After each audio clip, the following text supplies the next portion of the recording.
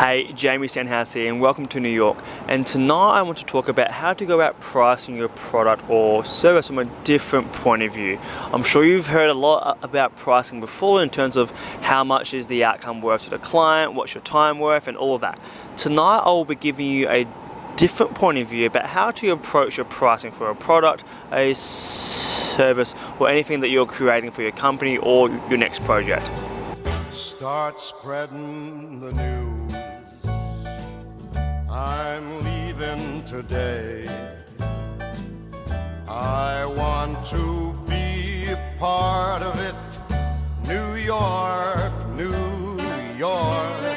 So let's discuss pricing. Pricing is a crucial element of any company, of any freelancer or entrepreneur. It allows you to grow your idea and hopefully spread your message for your products and your services. So it's a very crucial part of any growth plan in any company, is to ensure that the products and services are priced correctly. So how do you price?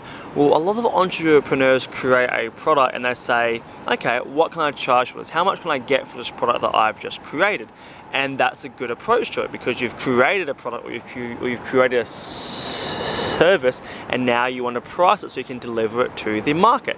However, the other half, or the other flip side of entrepreneurs, work from a reverse engineer point of view, where they discover what is the client happy to pay for the outcome, and then they charge to that accordingly.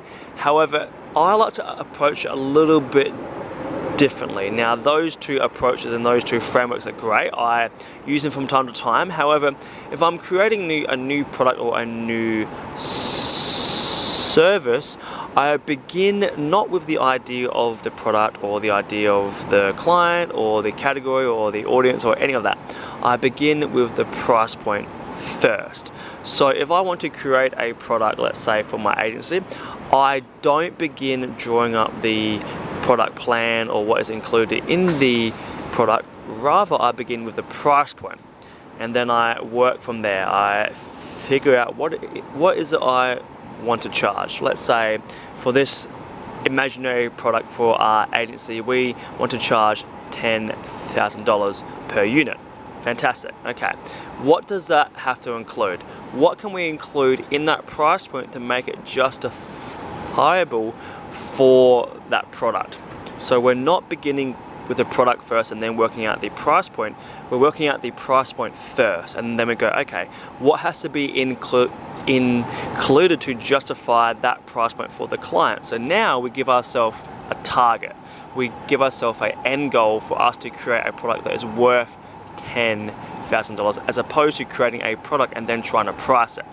Okay, so we're setting up the price point, then we create a product to match that price point. This allows you to pretty much work from the end goal to the beginning point, whereby if you know your overheads and you know how much profit you have to make, then you can simply begin with the price point and then create a product to fill that void.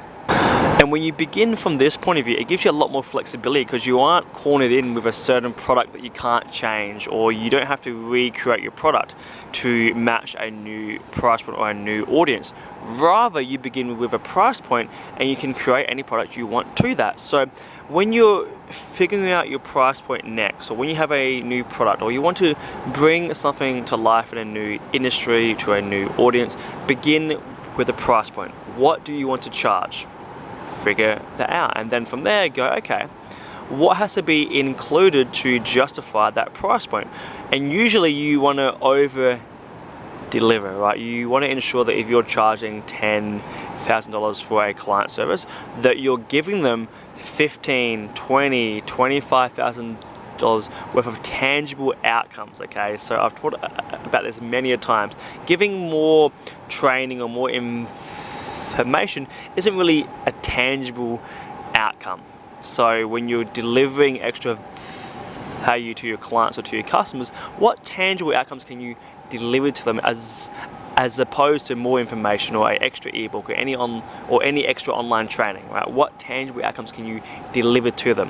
So begin with a price point first and simply fill in the blanks. Create a product to suit that price point, as opposed to creating the product first to suit a certain price point and then trying to slot it into the marketplace. Because now you have total freedom. You have a target to create a product that is worth that price point. Let's say you want to charge $25,000 per client.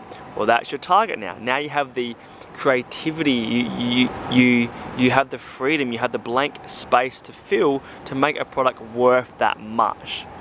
As opposed to creating the product and then going, what should I charge for this? What will people pay for this product? Now you're beginning with the end goal. Okay, what do I want to charge? Fantastic, I have it planned, I want to charge X amount. Now what can I create that allows me to charge X amount, and who will pay that amount? So I always begin with the price point first, then I figure out what the product is. And when you approach it from that point of view, everything else just gets easier, and it's somewhat more enjoyable too in terms of the product creation. It's a lot more enjoyable because you know how much you're going to charge for it, so you know how much to include, you know what to fill in, you know what blanks have to be completed before the product is done. As if you're creating the product first and then trying to figure out the pricing afterwards, you're not really sure where to draw the line, and maybe your product creation just keeps going and going and going, and you never get it complete and you never get it launched out to market. So begin with the pricing first, then create a product to suit that pricing. Fill in the blanks until you're happy with the tangible value that product provides to the clients, to the customers, or to the audience. Begin with the pricing in mind.